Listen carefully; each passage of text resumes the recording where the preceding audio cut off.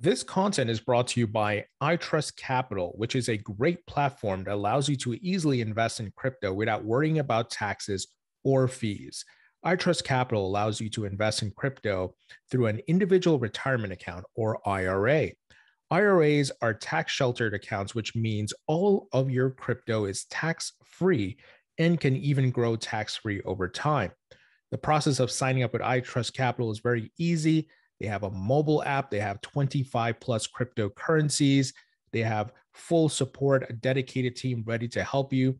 And it is free. And once again, 100% free to sign up with iTrust Capital. There are no hidden fees and there's no monthly subscription or membership. They also have great security. They utilize Coinbase custody for all their custodial services. So you don't have to worry. It is institutional grade crypto custody that they are using. This is a great platform. Once again, it is free to sign up. So visit the link in the description and go check it out. If you sign up with my link, you get a $100 funding bonus. So once again, check the link in the description. Welcome back to the Thinking Crypto podcast, your home for cryptocurrency news and interviews. With me today is Jeremy Kauffman, who's the CEO of LBRY. Jeremy, great to have you on the show. It's great to be on. I wish it was under slightly better circumstances, but LBRY's been blown up. We've been doing really well. Well, we were talking before the recording. My channel has been on LBRY for about 2 years. I logged into my account recently, and so I had a nice amount of LBC tokens. So I certainly love the platform, and I love what you guys stand for. So before we get to LBRY and all the details, tell us where you're from. Where'd you grow up? So I live in New Hampshire currently. And I grew up in the Philadelphia area, in the suburbs of Philadelphia, and then I lived in the city for several years. Now, before LBRY, what did you do? What was kind of how did you earn a living? I ran a much more boring tech company, but it was a company that provided sport and activity registration services. Our largest clients were places like USA Rugby, USA Volleyball, but down to like local leagues and stuff like that. And what was your first encounter with crypto and what was your aha moment? Oh, wow. That's a great question. So it was sort of a slow learning. First it's like just a little bit of curiosity. I believe my first Bitcoin transaction was in the fall of 2013, my first Bitcoin transaction. And then the aha moment was really, actually, for me, it was more thinking of it as a computer scientist than as an economist, and realizing that this is a new type of database with different properties from other types of databases. And I certainly got some of the economic impacts and stuff like that down the road. But the first thing that made me go, whoa, was the fact that we could have a database that's not owned or controlled by anyone. And there's never been and it's kind of like a boring, the ramifications of that aren't necessarily obvious, but they're actually really big, to the fact that we can store information, not just money, but we can store information and have the information storage system not be owned or controlled by any one party. And that led me down the path to ultimately creating the LBRY protocol, which has become so popular because of all the big tech nonsense. Sure. So you're an OG. You were here, 2013, ahead of a lot of folks. Myself, I got in late 2016. I asked all my guests, what do you hold in your crypto portfolio? Okay, I'll answer the question, but I'll say that I am much more interested in cryptocurrency from a sort of like empowerment perspective, like what it allows us to do. I think it's great that people are able to make money off of cryptocurrency. When is that a bad thing? But to me, it's about doing things that weren't possible to do before, right? Sure. And so I'm excited. I get excited. I'm excited about Bitcoin for that reason, which I have. I have Bitcoin, Ethereum. I've got some Zcash. I've got Bitcoin Cash. I've got LBRY, of course. There's some other sort of smaller tokens, but not too much of note beyond those. Monero. Did I say Monero? I got Monero. Monero. Yeah.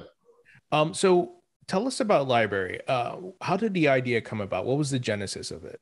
Yeah, so the idea, because I sort of started hinting at this, I was thinking about blockchain as a database. And so what could we use this technology to do that we couldn't do before? And why the company is even called LBRY is because the idea that we hit on was we could use this to store a catalog of information, to store a listing of things that have been published in the world. And online censorship, while it certainly has sort of reached a new peak in the last couple of years, it's been something that goes back decades. And I've always been big on that. I've always been against sort of the censoring of information. And so I was thinking about, well, what if you use the blockchain to record things that have been published by people? And that was the sort of aha moment. And then from there, we've made other logical choices, like adding an identity system and all of these other things that we ended up doing. But the idea was basically, can we do to digital publishing what Bitcoin did to money? That is, get the intermediaries out of the way, make it an open system, make it a transparent system, and give you that ownership. So you own your identity, you're not renting it. So your following can't be taken away from you, these kinds of things. And can you tell us about the blockchain tech? Is it a proprietary blockchain, and what protocol does it use, or is it built on top of an existing blockchain? I'm not sure what proprietary means. It's separate. So maybe it's proprietary in the sense that it's its own blockchain, but it's not proprietary in the sense, of course, all the code is open source and all of that. But basically, LBRY is a public proof of work blockchain. It started as a fork of Bitcoin, and we added several additional opcodes specific to the use case of this digital publishing. So there are ones for inserting metadata, creating identities, having those identities sign things that they're doing. And then there's some smaller ones like, unpublishing things and stuff like that. Although in the case of unpublishing, that gets tricky because you're in blockchain space. But it's Bitcoin plus additional operation. But when I say it's Bitcoin plus additional operations, I do not in any way mean that we are trying to compete with or be Bitcoin, right? That's one of the things that I actually like about running this company is, like, there's all these cryptos that want to be cash. I'm like, I don't want to be cash. I'm not competing with we're not competing with any of these. What we want to do is use blockchain as an identity system and as a publishing system. So tell us about the benefits of using LBRY. And I asked this question, I personally know, but I'm thinking about the person who's new to crypto and who's listening, who's new to blockchain and so forth. You have YouTube, and then you have LBRY, which folks obviously publish video content, and then there's tokens involved. Tell us about the benefits of using LBRY versus the traditional video sites. Absolutely. And before I jump into that, I'll say the easiest way to use LBRY is this website or app. There's both, called Odyssey, ODYSEE. This is a tool that's being used by around 40 million people each month. So it's not one of those platforms that's a ghost town. It's also, unlike some of the competitors with Web 2 tech, it's not an echo chamber either. You're going to find a diversity of stuff on there, diverse amount of content. It's not just political content. It's not even just crypto content. You're going to find all kinds of stuff on there. And so, if you're listening to this and you're not watching it on Odyssey or via LBRY in some other way, go over there now, create your account. It's very simple, and just kind of dip your toe in the water and experience, this Web3 version of YouTube. And that's what's better about it. So and this is sort of what's better about Web3 approaches generally, I started to talk about this, is you own your identity. We don't own your identity. We can't take it away, okay? Everything is open source. So there's none of this secret algorithm type stuff where you don't know what's going on. So we basically, in the Web 2 model, what happens is they tend to create good products, at least to start, right? Like if you look at almost all these big social media, big tech sites, the reason they got popular is because they were great products. But then once they corner the market, there's a bunch of bad things that happen in terms of exploiting their users, being unfair to them. However you think about it, there's your various like censorship types like that, these kinds of things. So you're really, when you're building on Web 2, you're building on top of quicksand. You have no say.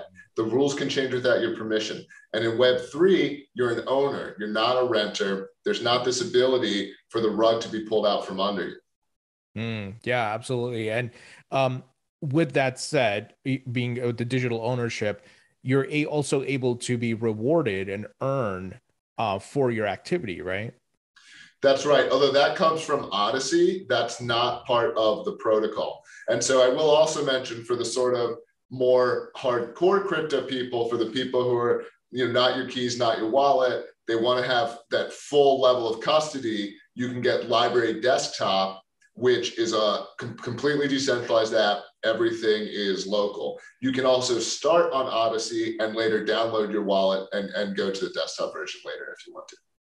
So tell us about the tokenomics as far as supply, and also the respective, I guess if we want to call it, earnings based on viewership and things, activity on the platform.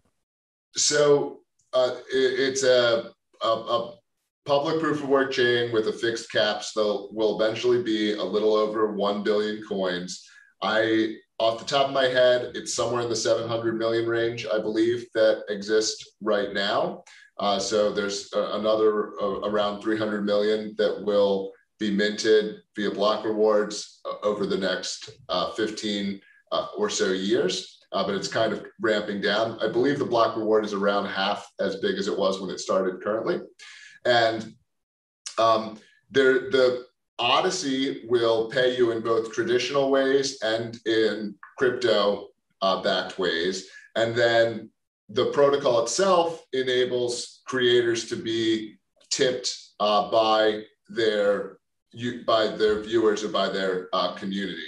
So Odyssey does traditional monetization, sort of similar to YouTube, but it takes an even smaller cut. And then the LBRY protocol itself enables these direct peer-to-peer payments to creators that can't be meddled with. What's on the roadmap for you guys for 2022? Are there any major priorities or initiatives that you can highlight or hint to?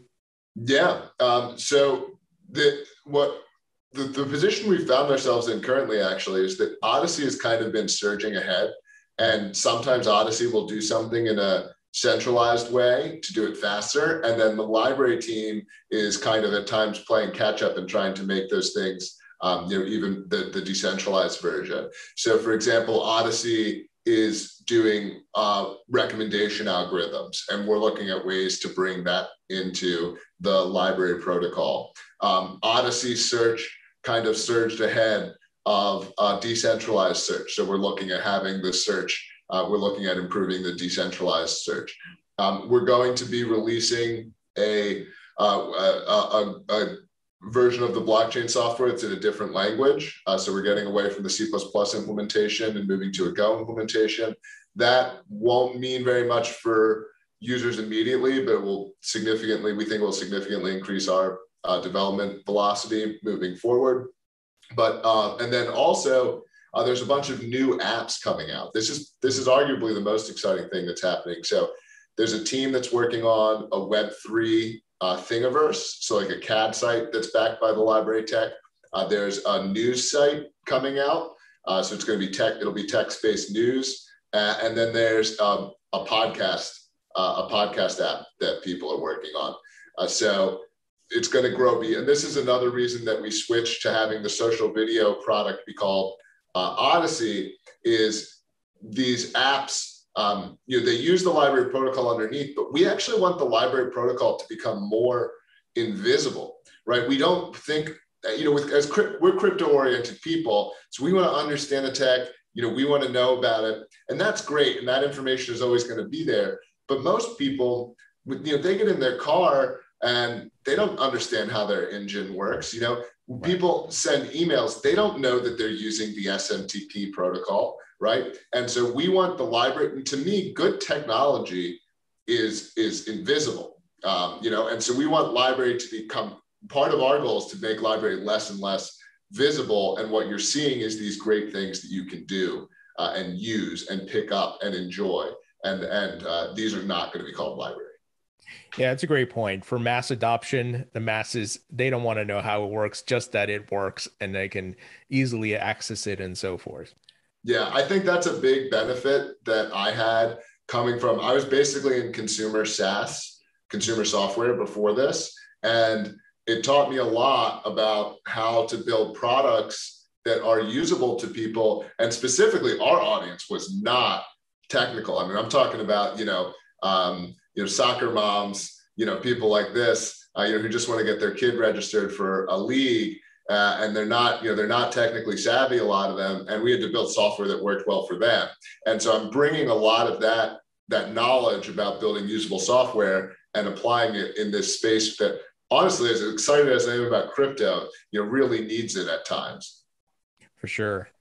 I want to talk about LBRY and the SEC. And I know you've recently had some interviews on Fox and so forth. I wonder if you can tell us how this started, what the SEC is going after LBRY for, and we'll talk about crypto regulations in the United States at large as well. But can you tell us the kind of the genesis? How did this start and where are we at now? Yeah, so they opened a suit against us for an unregistered securities offering.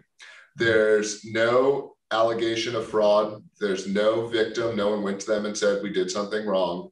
And the specific facts, which I'm happy to get into, are no different than 99% of crypto companies, including Ethereum. And in our case, we didn't even do an ICO.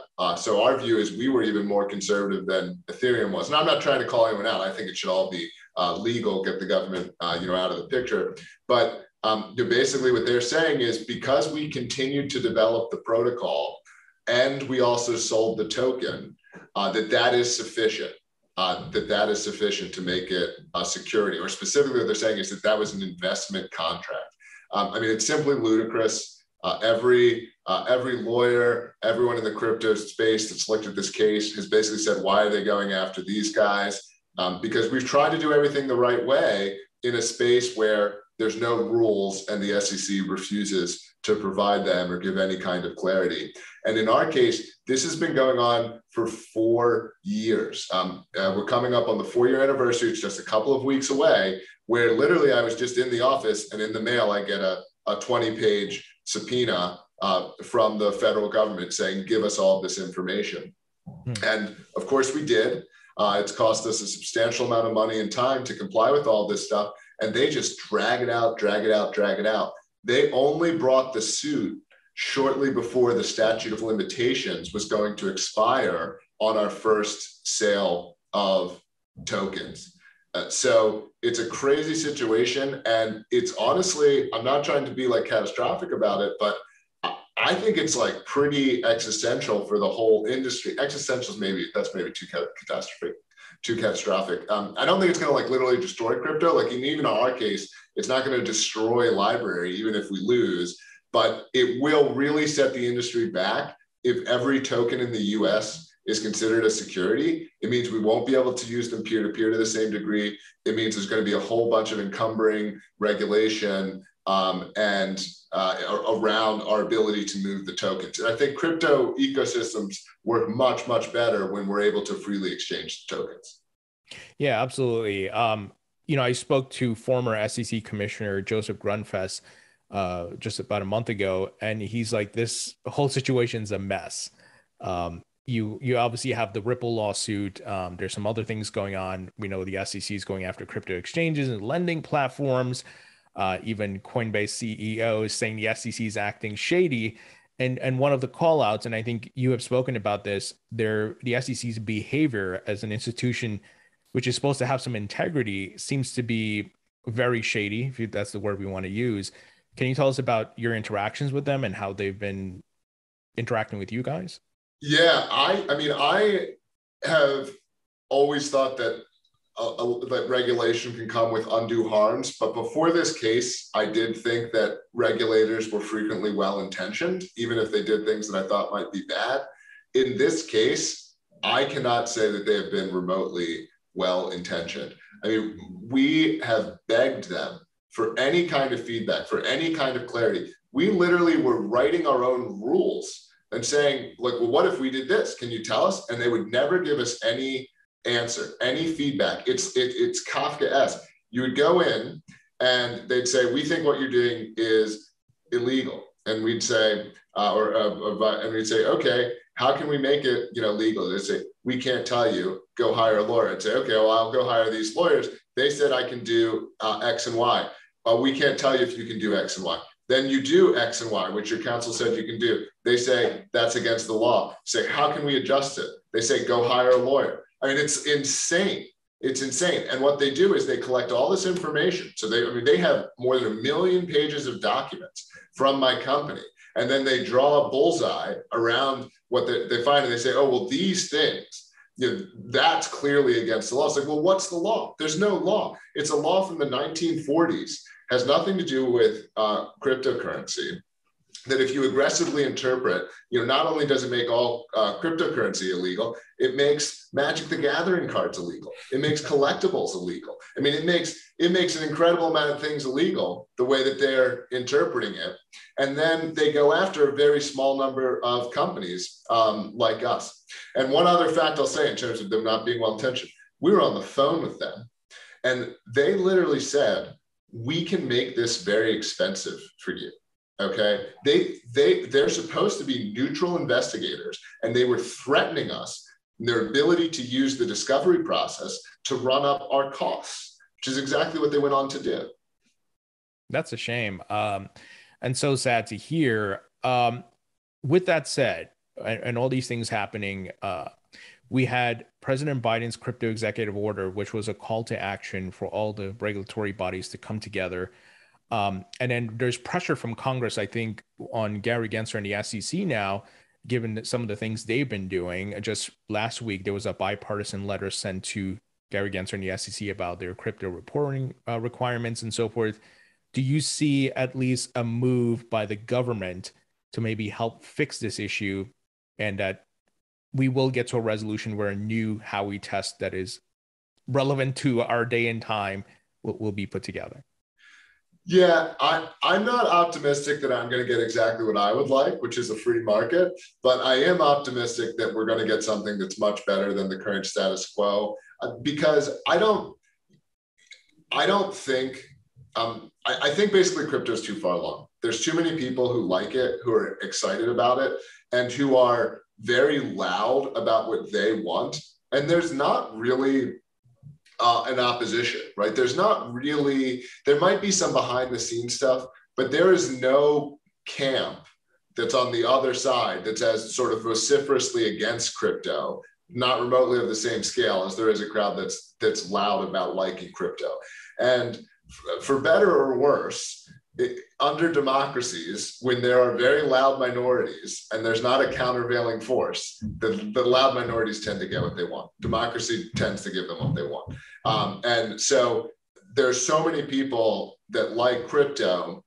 I think we're going to get something better than the status quo. Now, once that winds its way through the machine that is the United States government, what will that look like? What kind of handouts will it include for certain people? What kind of things will it disallow that it shouldn't?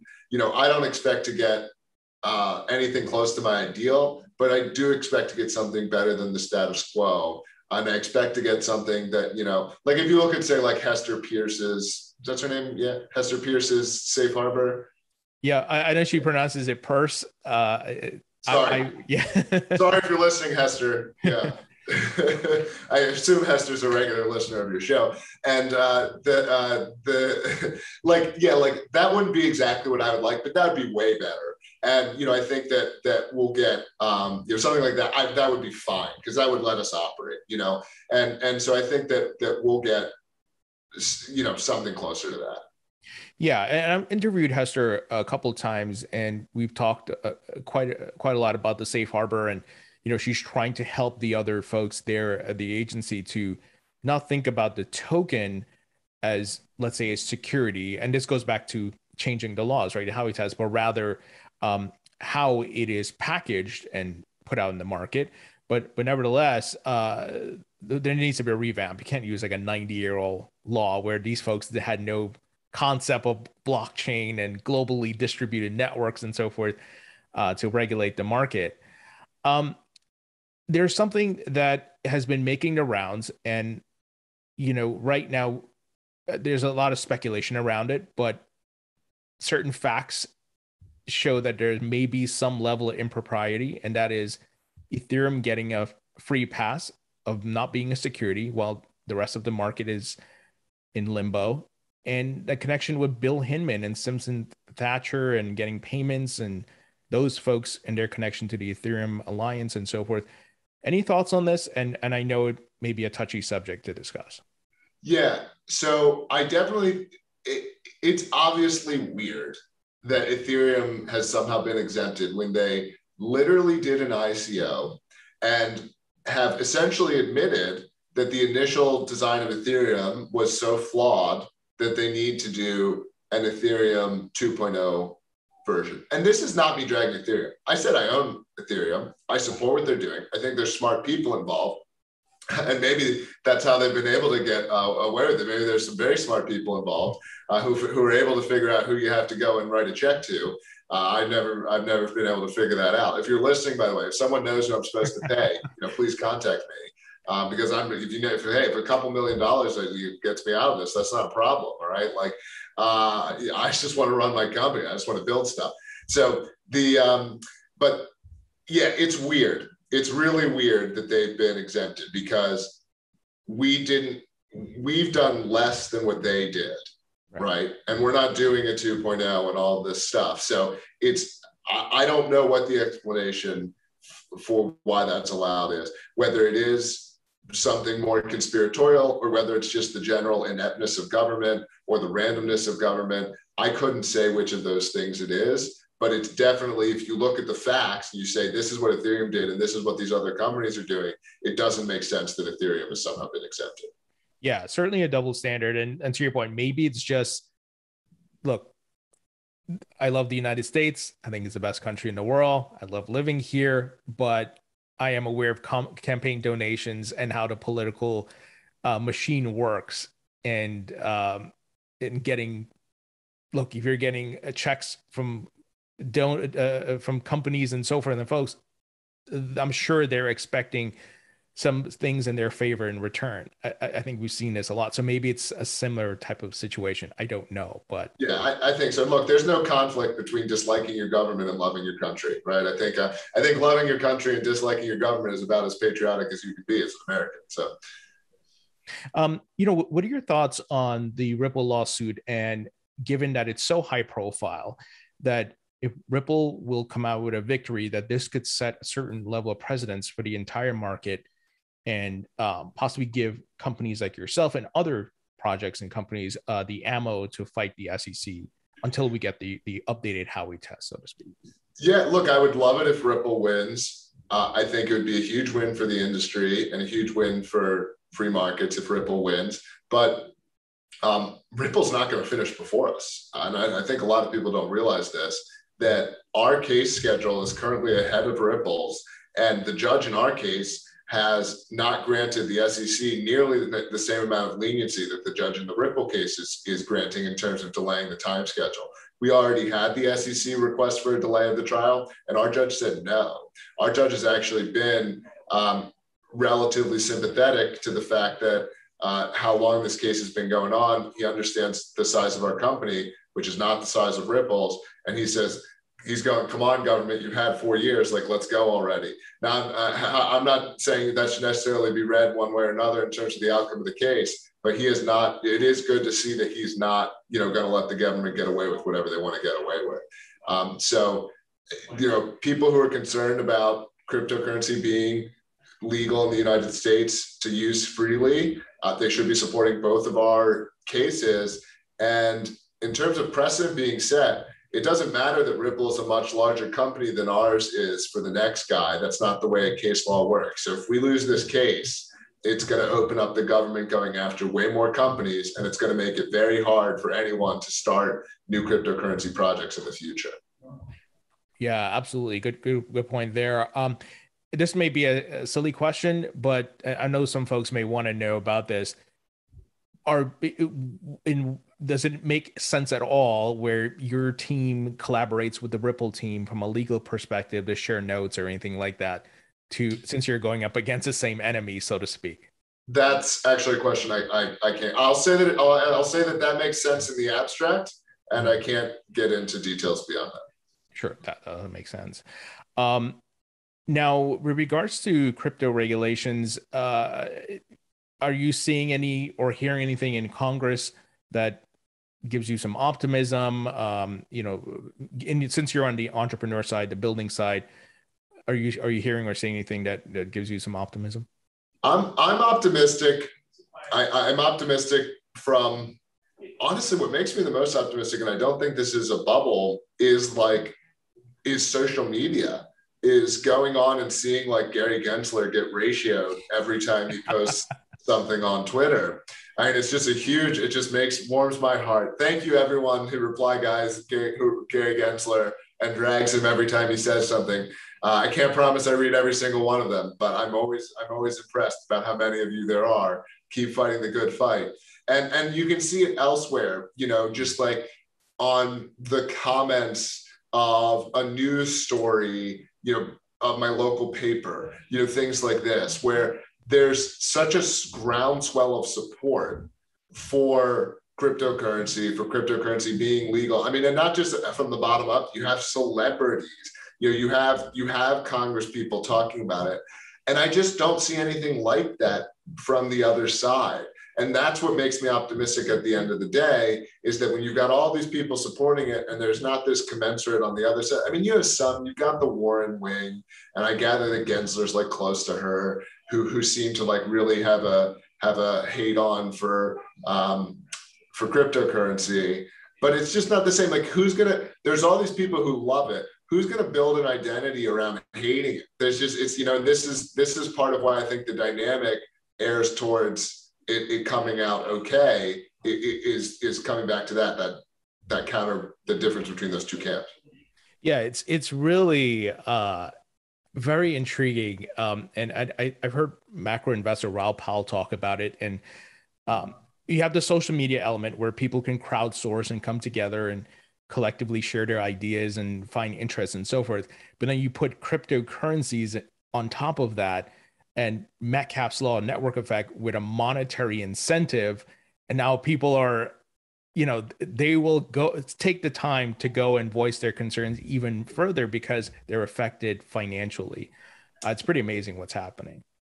Yeah, that's right. And that's part of the power of cryptocurrency in these Web3 networks, is it's really putting us all on the same team in a way that previous designs did not.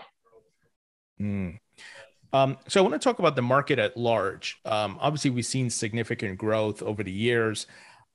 Any thoughts on the current cycle? Are we still in a bull cycle? And obviously, everything kind of follows Bitcoin's. The market has followed Bitcoin for the most part. Any thoughts on where we're at, or are we entering a bear market? I'm going to give an unfortunately boring answer here, which is this, and people sometimes don't believe me when I say this, but it's the truth. I'm not paying attention to the day-to-day. I have a very long-term orientation in any of my, anything I do financially, whether that's building my company, whether that's things that I invest in, this kind of thing. So I'm a big believer in the future of cryptocurrency. There's some cryptocurrencies that I buy regularly. Even more importantly, there are some that I use regularly, which I think is unusual for a lot of crypto people. But here in New Hampshire, there's a lot of people who actually take cryptocurrency, and so I'm able to use it. And that's really what I'm the most excited about, is replacing broken systems with better ones. And I think at the end of the day, will that be good for me financially? Probably, but as to like the exact path of that, how that happens, I'm not following it day to day. So like with cryptocurrencies that I like, I set a recurring buy, and I kind of just set it, forget it. And then sometimes I'm pleasantly surprised. So now, you mentioned earlier your first Bitcoin transaction was in 2013. what are your thoughts on how Bitcoin has grown and gotten adoption with corporates putting in their balance sheet, El Salvador making it legal tender? You have a Bitcoin mining boom in the United States happening. It's pretty amazing, the growth, and just a 180 from a lot of the naysayers. Some of these big Wall Street banks and so forth are now very interested in it. What are your thoughts on the growth? Yeah, so it's clearly succeeded at something. And I think what it succeeded at is very important in terms of the ability for someone to privately hold value, to move that value in larger amounts, and to have that kind of sovereignty that previous financial instruments didn't have. And so I'm very excited about that. What I would like, or what I hope, is that Lightning Network or other approaches can succeed in what was the original promise of Bitcoin. And I'm not dragging it here because it's successful. And sometimes you succeed in ways that you didn't intend to, and that's fine. But, of course, everyone knows peer-to-peer cash, was the promise of Bitcoin. And I think, being honest, Bitcoin has not succeeded at being peer-to-peer cash. Okay. And I want there to be a peer-to-peer cash. I think that's important. I think, we just saw with the truckers in Canada, and even if you didn't like what they were saying, the fact that, the money can be seized unilaterally by governments or by private actors, I don't like that. We could go back to Operation Choke Point under the Obama years, where a bunch of companies in the US were driven out of the banking industry. You could look at marijuana in the states where it's legal and they're not able to use banking. And so to me, that's what I'm really excited. That's what got me excited originally.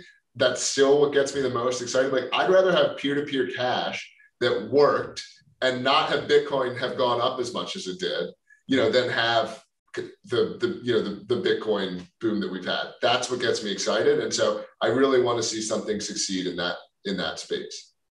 Yeah. And I know they've been working on the Lightning Network, and hopefully they can get it to scale and get more adoption, which could help, like you said, just the daily transactions, peer-to-peer and so forth. Out of crypto, or under the umbrella of crypto, you have these branches off of the tree, so to speak, where you have NFTs and Metaverse. What are your thoughts on these things that are happening as well? Oh, I'm like an old man here. It's clearly been it's clearly been big, and so in that sense it's real. And also it depends on what we mean by NFTs. So I guess I am disappointed in some of the stuff, like a lot of what's on OpenSea is a tremendous business and people like it, and so I don't want to yuck someone's yum. So it's if you like it, fine. To me, it's a lot of it is, how do I say this without yucking? So it feels a little fake to me, some of it. It does feel a little fake. The idea of NFTs in the abstract, I think, make a lot of sense. So I'm not against it, because you can record tokens on the blockchain. Those tokens can be proof of things, can grant you things, even the idea of collectibles. But to me, the whole beauty of crypto is that we're not supposed to be locked in. And if you look at something like OpenSea, to me, it's if OpenSea didn't exist, would these be anything? And I don't think they would be. And so I don't like that aspect of NFTs. I want them to be something that are done in that sort of open, more decentralized way. And by the way, someone might be listening to this and be like, "You're wrong, Jeremy." Maybe I am. I'm actually not an expert at this area, but that's my impression. Yeah, I think we're still very early where this could go straight down, or maybe it continues to move sideways or up, right? And I think we agree in the principle of digital ownership and artwork being digital, and you can say you own this, but yeah, some of the stuff that's out there, man, this monkey, this penguin, I don't want to own that. Yeah. I love the idea of an NFT that's actually the rights to a song, or an NFT that's actually that. Yeah. Gets me really excited. This idea that we can make a token, and that token can represent some non-fungible right or some non-fungible piece of art in the real world. Now we've tokenized it, and ownership of that token represents ownership of the thing. That I think is really exciting. So that aspect of NFTs I find very, very interesting. I just don't think that's what the yacht apes or whatever they are. I don't think that's what these really are. And so I don't know. I just kind of ignore it, honestly. Yeah, no, that makes sense. We'll see where it goes. But to your point, I think the movie industry, the music industry, ticketing, and so forth is going to benefit quite greatly from NFTs. I want to get your thoughts on CBDCs, central banks taking the blockchain tech, tokenizing fiat. What do you see as far as the impact of CBDCs on the crypto market? Yeah, I think they're almost entirely fake. This goes back to, you go back to 2017 or 2018, when like IBM was getting into blockchain. Blockchains, the entire point of blockchains is to have public blockchains are the only blockchains. Private blockchains are databases. They're not blockchains. There's nothing interesting there. I just refuse to believe that there's anything interesting there. So if you're talking about a design of a digital currency that is still controlled by one particular bank or some network of banks or whatever, it is not a public blockchain. Okay, because the whole point of a public blockchain is that you can't tamper with it, that you can't interfere with it in these ways. Now, if the United States government were to build an actual dollar-backed cryptocurrency that where it's fungible, it was anonymous, you couldn't block or seize addresses, this kind of thing, I could actually see that being useful. The odds that the United States government does that can odds be negative? It's never going to happen. That what they're going to do with all of these, what they actually want to do is they want to be able to control digital money supply. They want to be able to inflate money remotely. They want to be able to seize people's holdings, right? Like if Canada did to come back to the trucker thing, if Canada had a central bank, would they have allowed the truckers to get it? No, they wouldn't have. And it's not going to be a public blockchain, which means that they're going to be able to stop it. So I think actually we should, as a communicator in this space, like I actually think it's important to let's not necessarily adopt corrupted terms that they want to corrupt these terms. They want it to sound like, oh yeah, it's $1 on the blockchain. It's like, that's not what you're going to do. If you were going to do that, cool. That's not what they're going to do. And so we should kind of insist on using and I don't have one for you. I'm not trying to, I'm actually kind of probably coming at you harder. I'm not trying to come at you, but I think we should think about, well, what can we call these that accurately describes it? Because acting like there's going to be $1 on the blockchain, that's not what they're going to do. Yeah. And I've had some conversations with quite a few folks, some in Congress as well. And one of the things I'm concerned about is right to privacy and maintaining the constitutional right, the Fourth Amendment, I believe, with that, because they can track literally everything you're doing, and as we head to a more cashless society. Yeah, exactly. And we need cash, right? Like we need cash. It's important that cash exists, and so if we're going to do digital cash, it should have those upsides and downsides of cash. But that's the point. Yeah, for sure. All right, some wrap-up questions. If you could create your own metaverse, what would the theme be about? I can create my own metaverse.